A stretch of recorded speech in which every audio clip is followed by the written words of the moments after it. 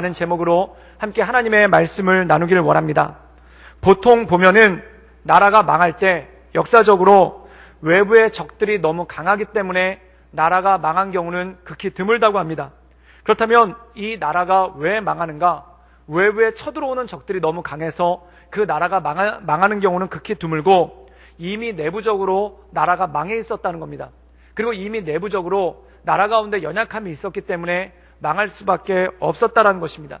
우리나라도 이 조선을 보면은 조선이란 나라 자체가 일본이 너무 강력해서 일본의 식민지가 되고, 또한 일본한테 망한 게 아니라 조선이라는 나라 자체가 너무 허약했기 때문에, 그리고 내부적으로 부패가 너무 심했기 때문에 명맥만 유지하고 있다가 이 일본이란 나라가 툭 치니까 그냥 스스로 허물어지는 그러한 일이 생기고 말았다는 겁니다. 그래서 일본에게 나라가 먹히기 100년 전부터 약 100년간에 걸쳐서 엄청나게 나라가 부패하고, 또한 나라 가운데 안 좋은 일들이, 우환들이 많았던 것을 볼 수 있죠. 그래서 나라가 망할 때 세 가지 현상이 꼭 나타나는데, 그게 뭐냐면 첫 번째, 탐관오리들이 나타난다는 겁니다. 이 탐관오리들은 누구냐면은 자기의 유익을 위해, 나라와 민족을 위해 헌신하는 게 아니라 오로지 자기의 유익만을 위해서 활동하는 그러한 정부 관리들을 뜻한다는 것이죠. 그리고 이러한 탐관오리들이 활동을 하다 보니까 자연적으로 나타나는 현상이 뭐냐면 부정과 부패가 만연해진다는 겁니다. 이 나라에서 통치자들이, 또한 나라에서 권력을 잡은 사람들이 앞장서서 부정부패를 행하면은 이것을 막을 사람이 누가 있겠습니까? 그러니까 마음 가운데 상처가 심해지고 마음 가운데 힘든 일들이 생기면서 이 갈 곳을 잃은 사람들이 이단 종파나 사이비 종교 또는 미신들을 섬겨서 이 미신이 횡행하게 되는 그러한 일들이 굉장히 많아진다는 겁니다. 그래서 우리나라 조선이 망할 때도 이런 일들이 비일비재하게 일어났는데, 그래서 한 영국인 여자 선교사는 우리나라 구한말 조선이 망하기 직전의 상황을 보면서 뭐라고 얘기를 했냐면, 이 정부 관리들을 가리켜서 면허받은 흡혈귀들이다 라는 그러한 표현을 썼습니다. 악착같이 빨아먹으려고 하고 악착같이 부정부패를 행하는 그들의 모습에 이 외국인 선교사 역시도 혀를 내둘를 수밖에 없었다는 거죠. 그래서 이 부정부패의 사례를 하나 소개하고 있는데, 그 소개에 보면 이런 내용이 나옵니다. 강원도 산골짜기에 있는 농부한테 이 정부에서 뭘 요구하냐면은, 관리들이 세금으로 뭘 요구하냐면 전복이랑 굴을 요구한 겁니다. 이 강원도 산골에 있는 농부가 어떻게 전복과 굴을 구해올 수 있겠습니까? 당연히 세금을 낼 수가 없죠. 그러니까 관아에 불러다가 곤장을 죽도록 때린 겁니다. 그러고 난 다음에 네가 죽지 않으려면은 다음 주까지 전복과 굴을 바쳐라, 이렇게 엄포를 놓고 풀어주는 거예요.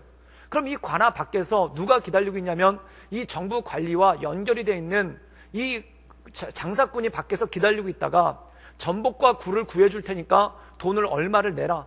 근데 그 돈이 어마어마하게 비싸가지고 땅을 팔아야 되고, 또는 고리대를 끌어서 써야 되고, 또는 자기 자녀 중에 하나를 노비로 팔지 않으면은 도저히 전복과 굴을 세금으로 낼 수가 없는 거예요.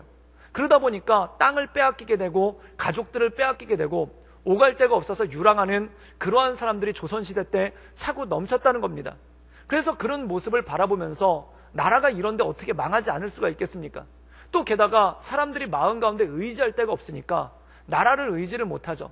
그러니까 횡행했던 게 뭐냐면 미신들이 횡행을 하게 되고, 또한 이상한 일들이 나라 가운데 일어나기 시작했다는 겁니다.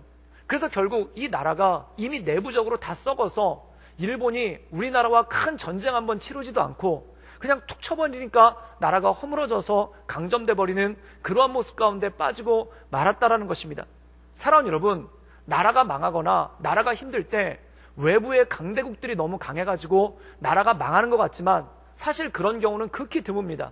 거의 대부분의 경우에는 안으로부터 부패해버리고, 또한 안으로부터 썩어버려서 나라가 견디지 못하고 쓰러지는 경우가 굉장히 많다라는 것이죠. 사랑하는 여러분, 요즘 나라와 민족을 위해 날마다 기도하며 나갈 수 있기를 주님의 이름으로 축원합니다.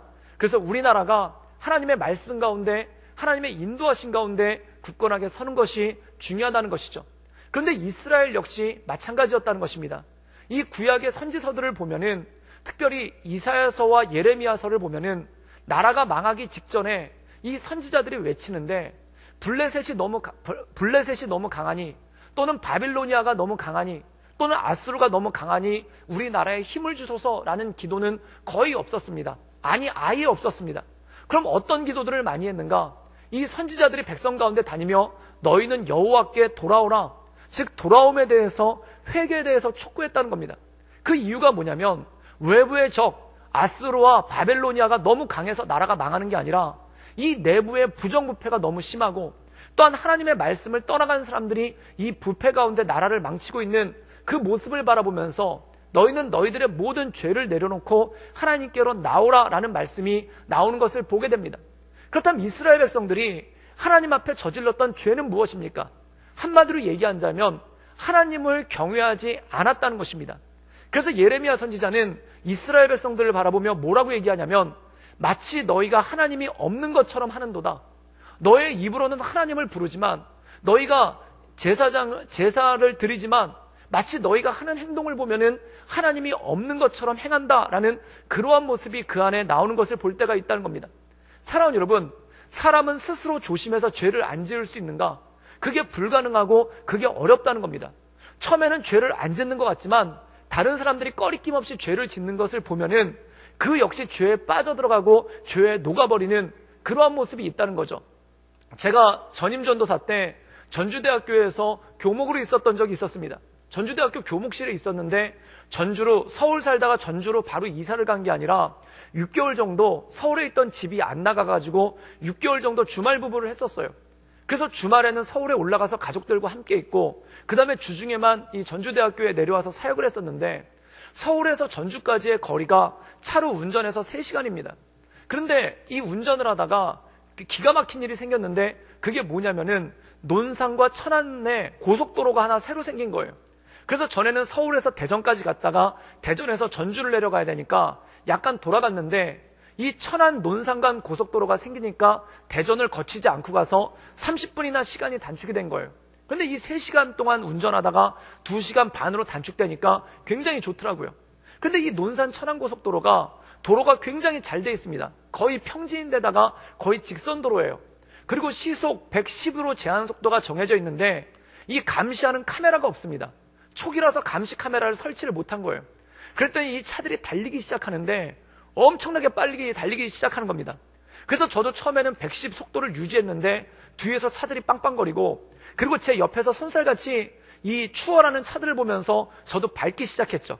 근데 뭐 외제차들, 좋은 차들은 제가 볼 때 거의 시속 200까지 밟는 것 같고, 또한 웬만한 차들도 시속 160, 170까지도 밟는 것 같은 거예요. 그래서 저도 뒤질세라 밟았는데, 그 당시 제가 운전하던 차가 1200cc짜리 그렇게 큰 차가 아니고 소형차였고 약간 오래된 고물차였기 때문에 120만 넘어가면은 이 옆에 있는 백밀러가 떨리기 시작합니다. 이게 계속 덜덜덜덜 떨리기 시작하는데 150이 되면은 감당할 수 없을 정도로 떨려요. 근데 제가 그 와중에도 달리겠다고 그 백밀러를 손으로 붙잡고, 그리고 한 손으로 운전해가지고 150씩 놓고 운전을 했던 그런 적이 있습니다. 그런데 한 달쯤 지나니까 감시 카메라가 설치가 되기 시작하는 거예요. 감시 카메라가 설치되니까 어떤 일이 생기냐면은 사람들이 기가 막히게 안 달리는 거예요. 그렇게 미친 듯이 달리던 차들이 마치 110에 딱 맞춰서 달리더라는 겁니다. 그 이유가 뭐냐면 카메라가 보고 있으니까, 경찰이 감시하고 있으니까 스스로 조심하고 스스로 겸비한다는 거죠. 사랑하는 여러분, 하나님을 경외하고 하나님을 두려워한다는 것은 무엇입니까? 하나님께서 나를 보고 계시구나. 그리고 하나님께서 나의 행동, 나의 말하는 것, 또한 나의 마음의 생각까지 모든 것을 감찰하고 계시는구나. 그래서 스스로 겸비해서 조심하는 것, 그게 바로 하나님을 경외한다는 것입니다. 그런데 이 이스라엘 백성들의 죄를 보면은 마치 무엇과 똑같냐면은 하나님이 없는 것처럼, 마치 하나님이 보시지 않는 것처럼, 아예 하나님께서 아예 없는 것처럼 그들의 마음대로 함부로 행하는 그러한 모습이 나왔다는 것입니다. 사랑하는 여러분, 여호와께 돌아오라라는 말씀은 무엇입니까? 하나님이 너희를 보고 계신 것을 깨달아라. 그리고 하나님께서 너희의 일거수 일투족을 다 보고 있는 것을 알라라는 말씀이 바로 여호와께 돌아오라, 하나님께 돌아오라는 것입니다. 이 이스라엘 백성들이 사무엘 상에 보면은 옆나라 블레셋이 엄청나게 침공을 해옵니다. 그래서 이 침공에 견디지를 못하는데 그때 사무엘 선지자가 미스바의 백성들을 다 모읍니다. 그리고 그들을 모아놓고 했던 기도가 뭐냐면, 블레셋이 너무 강하니 저들을 약화시켜 주십시오. 또는 우리가 너무 약해서 당하고만 있으니 우리를 강하게 해주십시오 라는 기도가 아니었다는 겁니다. 그 기도가 뭐냐면, 우리가 여호와께 죄를 지었습니다. 그 죄가 뭡니까? 사사기에 보면은 어떤 말씀이 나오냐면 그때 이스라엘의 왕이 없었으므로 백성들이 자기의 소견에 옳은 대로 행하였더라. 이게 뭐냐면 그냥 자기 맘대로 살았다는 거예요. 하나님께서 보고 계신데 마치 하나님께서 안 보시는 것처럼, 그리고 하나님께서 살아계신데 하나님께서 그들과 함께 하시지 않는 것처럼 그들이 함부로 행하고 방자하게 행했다는 겁니다. 즉 그들이 회개했던 것은 무엇입니까? 우리가 하나님이 없는 것처럼 살았습니다. 우리가 하나님께서 못 보시는 것처럼 살았습니다. 또한 우리가 하나님과 동행하시지 않는 것처럼 우리가 함부로 각자의 소견에 옳은 대로 행했습니다. 그 모든 것들을 내려놓은 것이 바로 진정한 회개라는 것입니다. 그 동물의 왕국이라는 텔레비전 프로그램을 보면은 이런 장면이 나옵니다. 아프리카에서 코끼리 떼가 이동을 하는 거예요. 그런데 코끼리 떼가 이동할 때 어떻게 이동을 하냐면 이 튼튼한 코끼리들, 그리고 키가 큰 코끼리들이, 덩치가 큰 코끼리들이 주변을 둘러쌉니다. 그리고 그 가운데 작은 코끼리들과 아기 코끼리들을 그 가운데다 놓고 이동을 하는 거예요. 그럼 뒤에서 사자들이 따라와요. 그 사자들이 따라오는데 큰 코끼리들이 무서우니까 덤비지를 못하고 그 주변에서 가만히 따라가기만 한다는 겁니다. 그런데 쭉 가다 보면 어떤 일이 생기냐면 아기 코끼리들 중에 철없는 아기 코끼리들이 그 대열에서 이탈해가지고 자기 멋대로 하는 코끼리들이 있어요. 그럼 사자들이 덤벼 들어가가지고 그 아기 코끼리를 잡아먹죠. 그런데 이 아기 코끼리가 대열에서 이탈하려고 하면은 어떤 일이 생기냐면은 어른 코끼리가 부른다는 겁니다.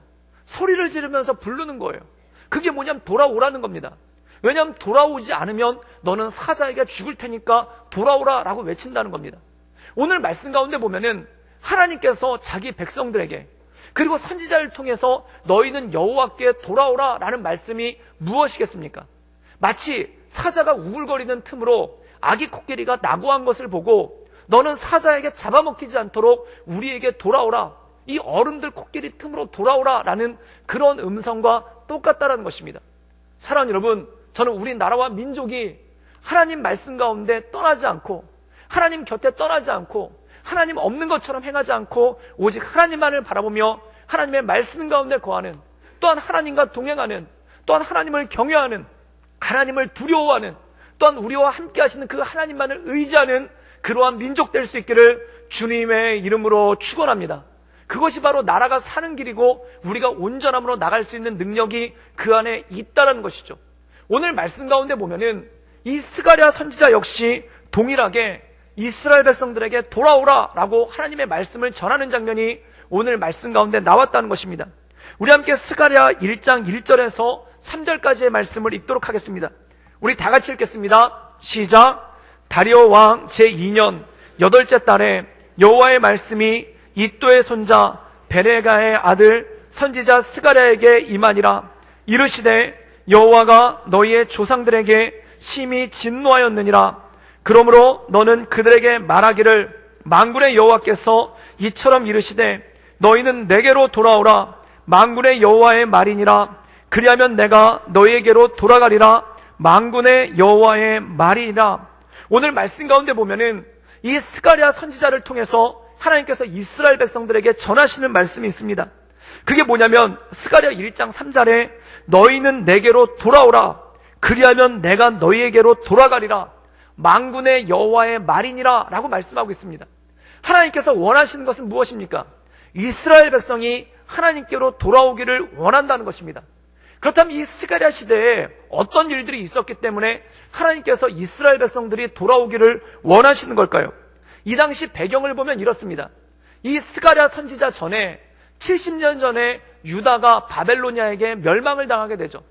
그리고 유다에 있는 성읍들이 모두 무너지고 솔로몬 시대 때 지었던 예루살렘 성전이 완전히 무너지게 됩니다. 그리고 모든 유다 사람들을, 이스라엘 백성들을 바벨로니아의 포로로 데려가죠. 그리고 세월이 흘러서 70년 정도가 지났는데 이 바벨로니아가 옆에 있던 나라 페르시아에게 멸망을 당하고 맙니다. 그리고 페르시아가 이 바벨론이 정복했던 모든 지역을 다시 정복하면서 이 고레스 왕이라는 왕이 한 가지 칙령을 내는데 그게 뭐냐면 바벨론 시대 때 잡혀왔던 모든 이민족들은 자신들의 고향으로 돌아가도 좋다라는 그러한 칙령을 내립니다. 그 얘기를 듣고 이 유대인들이 다시 예루살렘으로 돌아가기로 결정을 하고 스룹바벨이라는 다윗의 후손을 총독으로 삼고 그리고 대제사장 여호수아와 함께 약 5만 명 정도의 유대 백성들이 예루살렘으로 돌아간다는 겁니다. 그런데 돌아가 봤더니 정말 끔찍하게 짝이 없는 거예요. 사람들이 거주할 수 없을 정도로 모든 것이 다 무너져 버리고 또한 모든 것이 황폐해진 그 땅 가운데 하나님의 말씀에 따라서 그들이 예루살렘 성전을 다시 재건했다는 겁니다. 그런데 예루살렘 성전을 재건하고 있는데 문제가 일어나요. 그게 뭐냐면 고레스 왕이 죽습니다. 고레스 왕이 죽은 다음에 페르시아 제국에 반란이 일어나고 여러 가지 정변이 일어나는 거예요. 그때 집권했던 사람이 다리오라는 사람인데 이 다리오라는 사람이 어떤 칙령을 내리냐면 반란의 기미가 있는 지역이거나 또는 페르시아로부터 멀리 있는 지역에서는 성이나 요새를 건설해서는 안 된다. 왜냐하면 그 성과 요새를 기반으로 해서 반란을 일으킬 수 있으니까 건축물을 짓지 말라고 한 거예요. 그런데 예루살렘 성전은 성이나 요새가 아니라 하나님께 예배드리는 성전입니다. 그런데 이 유대인들을 몹시도 싫어하던 북쪽에 있던 사마리아 사람들이 모함을 한 거예요.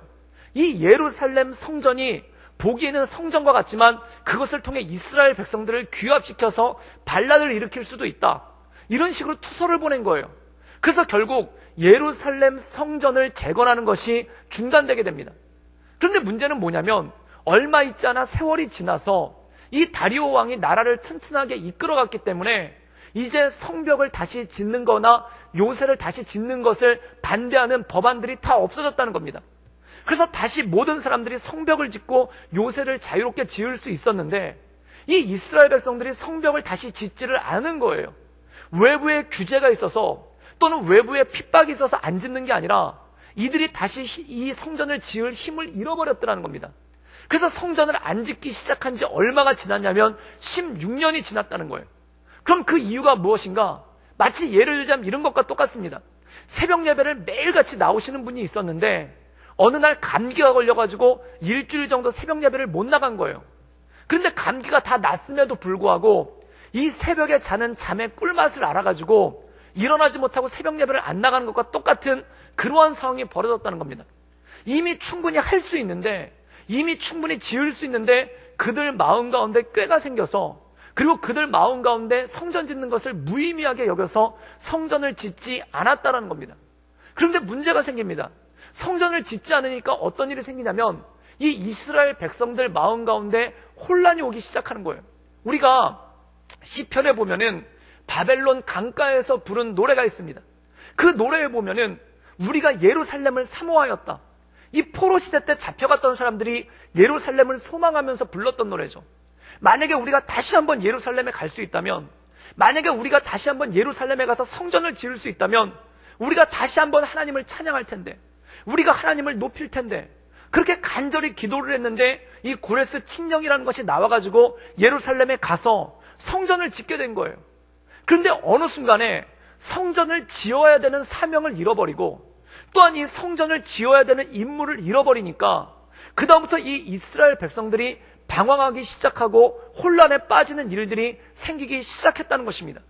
사랑하는 여러분, 영화 중에 이 실미도라는 영화가 있는데 이 영화 내용은 아마 많은 분들이 아실 겁니다.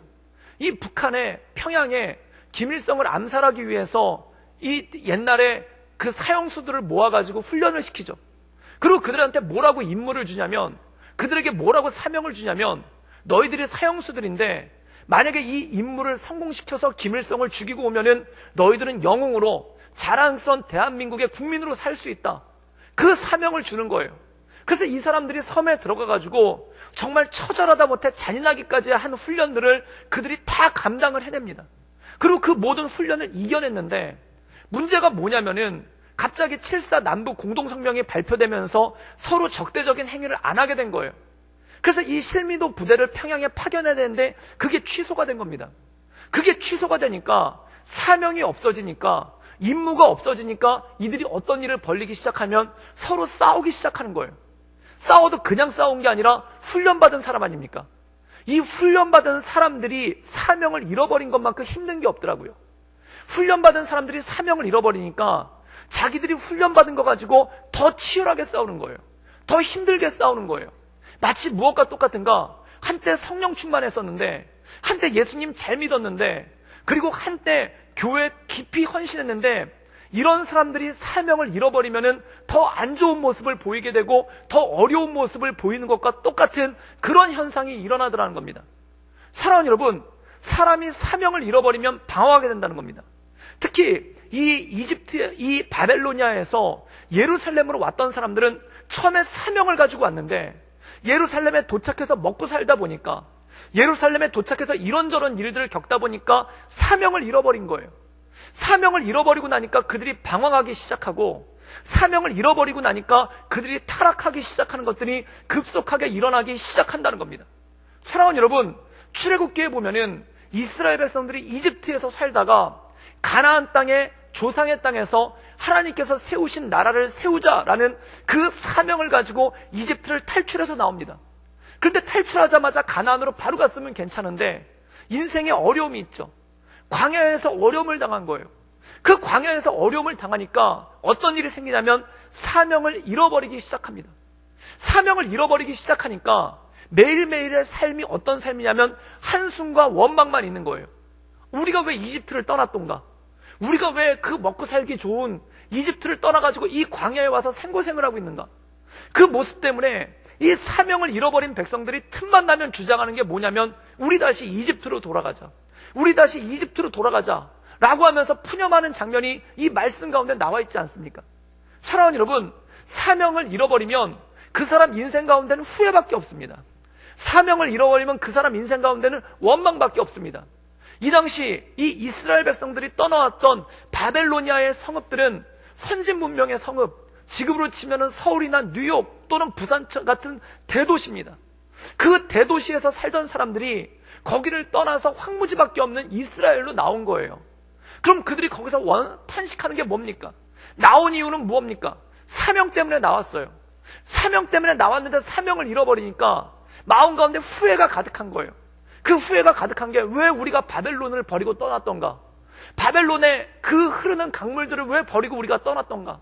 바벨론의 그 높은 성읍들을 왜 우리가 버리고 떠났던가? 왜 바벨론의 그 안락한 삶을 우리가 버리고 떠났던가? 라는 그 원망과 불평이 오기 시작하니까 그들이 급속도로 타락하는 그러한 모습 가운데 갈 때밖에 없더라는 것입니다. 제가 선교지에 있어 보니까 선교지에서 사명을 잃어버리신 선교사님들이 가끔 있어요. 그런데 이 사명을 잃어버리시니까 그 다음부터 얼굴이 말이 아니에요. 인생이 말이 아니에요. 내가 왜 한국을 버리고 이 땅에 왔던가? 왜 한국에서 사랑하는 교회와 왜 한국에서 사랑하는 가족들과 왜 한국에서 그 좋은 직장들 버리고 내가 왜 다 여기까지 왔던가? 그 후회와 원망과 낙심이 마음 가운데 가득하더라는 겁니다. 사랑하는 여러분, 교회를 섬길 때도 마찬가지입니다. 교회를 위해서 최대한 헌신하고 물질을 드리고 내 몸을 드리고 마음을 드리고 뜻을 드리고 시간을 드리고 정성을 드리고 열정을 다해서 교회를 섬겼어요. 왜 섬겼습니까? 주님께서 주시는 사명 때문에 섬긴 거예요. 요한의 아들 시몬아, 네가 나를 사랑하느냐? 내 양을 먹이라. 그 주님의 사명 때문에 주님의 몸된 교회를 최선을 다해 자신의 은사를 가지고 섬긴 거예요. 그런데 사명이 사라지면 어떤 일이 생기는가? 내가 도대체 무슨 덕을 보려고 이렇게 열심히 섬겼는가? 내가 도대체 무슨 덕을 보려고 이렇게 열심히 헌물했는가? 내가 무슨 덕을 보려고 밤낮 가리지 않고 교회 나와서 이렇게 열심히 사역했는가? 라는 그러한 마음이 마음 가운데 들기 시작할 때가 있더라는 것입니다.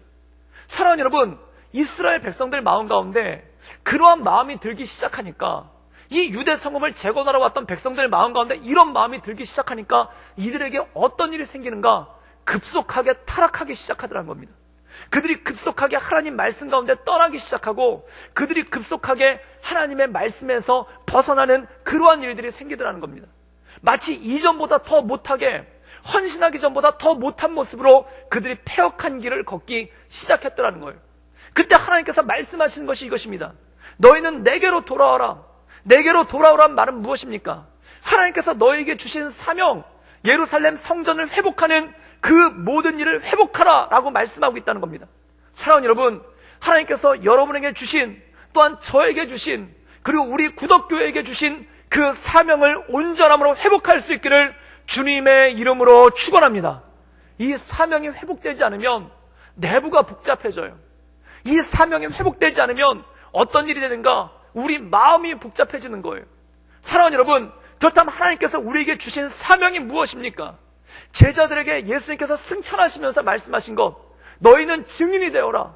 무엇의 증인인가? 십자가의 증인이 되어라. 무엇의 증인인가? 주님의 부활의 증인이 되어라. 무엇의 증인인가? 예수님의 구원하심의 증인이 되어라는 것입니다. 사랑하는 여러분, 저는 우리 모든 성도들이 이 증인의 사명을 감당할 수 있기를 주님의 이름으로 축원합니다. 그때 우리 마음 가운데 갈등이 없어지고, 우리 마음 가운데 복잡한 것들이 없어지고, 우리 마음 가운데 허탄한 것들이 없어지기 시작하더라는 거예요. 저희가 이번에 1월 달에 비전 트립에 대해서 광고하고 가실 분들을 모집을 했습니다. 지난주에 마감을 했는데, 마감을 해보니까 참 감사하게 5개 지역에 전부 합쳐서 한 200여 분 정도가 지원을 하시고, 또한 내가 건강 때문에, 또한 여러 가지 사정 때문에 못 가겠다라고 말씀하셔서 기도로 후원하시겠다라는 분들이 약 50분 정도가 되더라고요. 참 귀한 일입니다. 사랑하는 여러분, 주님께서 이 땅에 교회를 왜 세우셨을까요? 바로 복음 전하기 위해서, 복음 전파하기 위해서 하나님께서 교회를 세우시고 그 사명을 주셨다는 것입니다. 저는 우리 교회가 예루살렘과 온 유대와 사마리아 땅끝까지 이르러 주님의 증인되는 그러한 교회가 될 수 있기를 주님의 이름으로 축원합니다. 이 증인되는 사명을 감당하지 않으면 어떤 일이 생기냐면 내부가 복잡해지는 거예요. 그리고 내부가 소란스러워지는 거예요. 그리고 마음 가운데 원망과 회한과 후회만이 가득해지는 그러한 일들이 생기기 시작하는 거예요.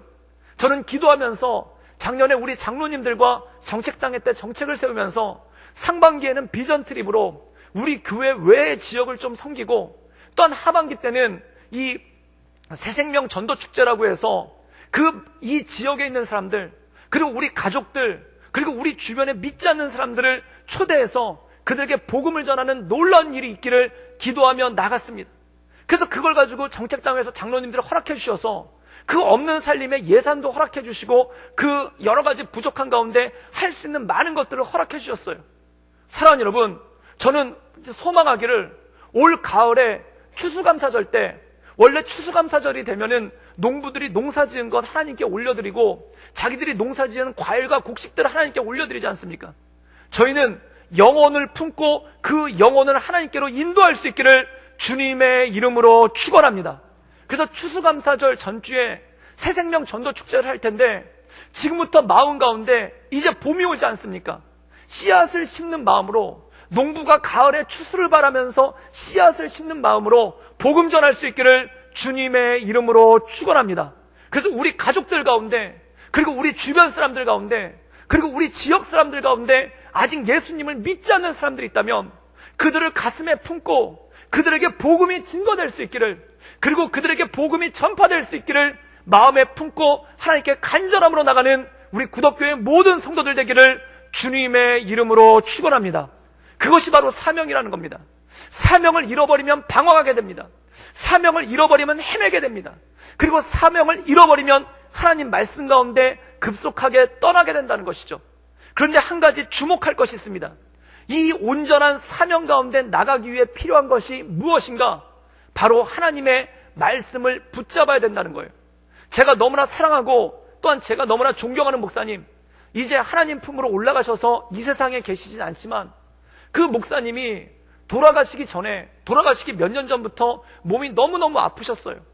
그래서 늘 이틀에 한 번씩 투석을 받아야 됐고, 또한 간암이 계속 발병을 해서 수술을 하고, 그리고 고혈압과 당뇨와 그리고 심장병으로 인해서 늘 병원 신세를 지고 늘 그분이 육신에 연약함이 있었죠.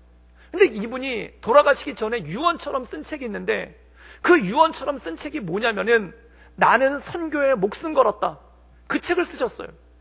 그 책을 왜 쓰셨나 봤더니 육신은 갈수록 약해지는 거예요. 또한 육신이 갈수록 힘들어지는 거예요. 그러니까 그 마음 가운데 사명이 자꾸 잊혀져 가는 거예요. 그때 자기를 다잡았던 능력, 내가 이 육신은 갈수록 후패해져 가지만, 내가 육신은 갈수록 연약해지지만, 갈수록 내 능력은 부족해지지만 놓치지 말아야 될 단 하나의 사명, 내가 건강을 잃더라도 단 하나 놓치지 말아야 될 사명, 나는 주님의 말씀을 전하는 것에 생명을 걸었다. 그 사명을 붙잡으니까 그분이 버텨내시더라고요. 그 사명 가운데 나가니까 육신은 갈수록 후패해지지만 그 영은 더 강해지고 그 말씀은 더 강해지더라고요. 사랑하는 여러분, 그렇습니다. 사명을 잃어버리면 무엇을 먹을까, 무엇을 입을까, 무엇을 마실까가 인생 최대의 고민이 돼버립니다. 그러나 사명을 붙잡을 때, 그의 나라와 그의 의를 구할 때, 하나님 복음을 전파하는 사명, 그리스도의 향기로서, 그리스도의 편지로서 주님의 복음을 전하는 그 사명을 감당할 때 날마다 우리에게 모든 것을 더하게 하시고 우리를 새롭게 하시는 하나님의 은혜가 우리에게 있는 줄 믿습니다. 그것을 붙잡고 가는 그것이 바로 성도고 그것이 바로 사명자의 길이라는 것이죠. 그렇다면 이것을 위해 필요한 것이 있습니다. 사명을 놓치지 않기 위해, 그리고 하나님의 말씀 가운데 나가기 위해 놓치지 말아야 될 것이 뭐냐면 바로 하나님의 말씀을 꼭 붙잡고 가는 것입니다. 우리가 성경에 보면은 창세기에 요셉이라는 사람이 나옵니다. 이 요셉이라는 사람은 억울하게 노예살이를 하게 되죠. 자기 형들이 17살에 팔아먹어요. 그래서 이집트에서 억울하게 노예 생활을 합니다. 사랑하는 여러분, 이 노예 생활을 할 때 그에게 누군가 기도 제목을 하나 물어본다면 어떤 기도 제목을 답하겠습니까? 요셉에게 당신의 기도 제목이 뭡니까? 라고 물어보면은 당신의 소원이 뭡니까? 라고 물어보면 아마 정상적인 사람이라면 이 노예 상태에서 풀려나기를 원합니다. 그리고 이 억울함 가운데 풀려나기를 원합니다. 라고 기도 제목을 얘기하고 말하지 않았겠습니까? 사랑하는 여러분, 제가 군 생활하니까 군대 입대하자마자 기도 제목이 딱 하나 생기는 게 제대더라고요. 2년이나 남았는데 입대한 첫날부터, 아니 입대하기 직전부터 기도 제목이 제대를 놓고 기도를 하는 거예요. 그만큼 마음 가운데 간절하다는 거예요. 그래서 제가 경비 교도대로 안양교도소로 갔는데 거기서 누가 그런 얘기를 하는 거예요. 탈옥수를 붙잡으면 6개월 휴가를 준다는 거예요. 그래서 제가 가자마자 탈옥수 붙잡으려고 눈에 불을 켜고 다녔습니다. 근데 이분들이 감옥 생활을 얼마나 잘하시는지 탈옥할 생각들을 안 하시더라고요. 그래서 마음 가운데 절망이 있었는데 그 2년 동안 하루 빼놓지 않고 기도한 게 뭐냐면 군대 빨리 제대하는 거예요. 그럼 요셉이 하루도 빼놓지 않고 기도했던 기도 제목이 무엇이겠습니까? 빨리 노예 생활에서 풀려나서 고향으로 아버지 집으로 돌아가는 거 아니겠습니까? 그런데 묘한 일이 생기는 거예요. 그 묘한 일이 생기는 게 뭐냐면 보디발의 아내가 이 요셉을 유혹을 하는 겁니다. 성경에는 그 내용이 자세하게 나와 있진 않았지만 이 여자가 요셉의 간절한 소원을 모르겠습니까? 그리고 자기의 유혹을 받아들였을 때 그에게 주어질 대가가 뭔지 가르쳐주지 않았겠습니까? 뭐겠습니까? 만약에 네가 내 유혹을 받아들인다면 노예인 너를 풀어줄 수도 있다. 그리고 네가 내 유혹을 받아들이면 너희 아버지 집으로 돌려보내줄 수도 있다. 그러나 만약 내 유혹을 받아들이지 않는다면 너는 지금보다 훨씬 더 못한 상태가 될 수 있다. 이 협박과 유혹이 동시에 따라오지 않았겠습니까? 사랑하는 여러분, 만약에 내가 노예에서 풀려나기를 간절히 기도했는데 노예에서 풀려나는 걸 전제 조건으로 이런 유혹이 온다면 어떻게 하시겠습니까? 난감해지죠. 마음이 애매해지죠. 그리고 마음 가운데 혹시 이런 생각도 듭니다. 혹시 하나님께서 보디발의 아내를 통해서 응답하시려나? 그렇게 생각하고 싶은 생각이 마음에 엄청나게 많이 드는 거예요. 여기서 수많은 사람들이 흔들리고 여기서 수많은 사람들이 넘어지고 여기서 수많은 사람들이 시험에 들어버린다는 겁니다. 제가 어떤 청년과 상담을 했는데 그 청년이 그런 얘기를 하는 거예요. 직장도 너무 없고 힘들어가지고 아르바이트 자리를 놓고 간절히 기도하는데 이런 아르바이트 자리가 나왔다는 거예요. 시간당 1,300원, 엄청나게 비싸지 않습니까? 하루에 3시간씩 39,000원. 그런데 그 아르바이트가 뭐냐면 어떤 이단 종파에서 자기들 성경 공부에 참여하는 걸 조건으로 시간당 13,000원을 준다는 거예요. 이걸 어떻게 하면 좋겠습니까? 그걸 저한테 와가지고 묻는 거예요. 저는 너무 돈이 절박합니다. 저는 지금 아르바이트가 너무 절박합니다. 그런데 이 이단 종파에서 하는 성경 공부를 들으면은 시간당 13,000원씩 39,000원을 매일같이 준다는데 어떻게 하면 좋겠습니까?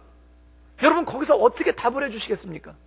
또한 제가 아는 건축가 중에 한 분이 사업이 너무너무 힘들고 어려운데 어떤 이단 종파에서 자기네 교회를 지어달라고 제안을 한 거예요. 훨씬 좋은 가격에 훨씬 좋은 조건에 제안을 한 거예요. 그때 그 제안만 받아들인다면 이 사업의 어려움도 극복할 수 있고 이 모든 어려움도 이겨낼 수가 있는데 어떻게 했으면 좋겠습니까? 그래서 그분이 어떤 분에게 가가지고 상담을 했더니 그 상담한 분이 이렇게 얘기했대요. 그분도 믿는 분인데 가서 그 일 열심히 하시고 헌금 많이 하십시오 그랬다는 거예요.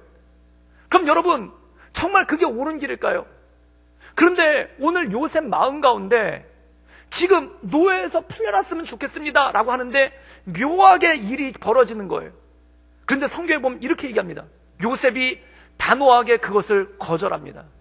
그리고 뭐라고 거절하냐면, 내가 어찌 하나님께 죄를 짓겠습니까? 내가 어찌 하나님께 죄를 짓겠습니까? 그의 마음 가운데 하나님을 바라보는 마음, 그의 마음 가운데 하나님을 향한 시선이 한 번도 변하지 않았더라는 것입니다. 때로 우리가 사명의 길을 나갈 때 사단의 권세가 묘한 방법으로 제시할 때가 있어요. 묘한 방법으로 우리에게 이상한 것들을 제시할 때가 있습니다. 분명히 노예에서 풀려나긴 풀려나는데 유혹을 받아야 되는 거예요. 분명히 이 문제가 해결되긴 해결되는데 방법이 이상한 거예요. 사랑하는 여러분, 그것에 넘어지지 않기 위해 필요한 것이 무엇인가?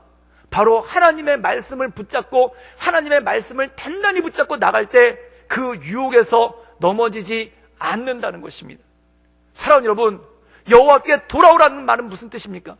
크게 두 가지입니다. 첫 번째, 사명의 길로 돌아오라는 것입니다. 그리고 두 번째, 말씀의 길로 돌아온다는 것입니다.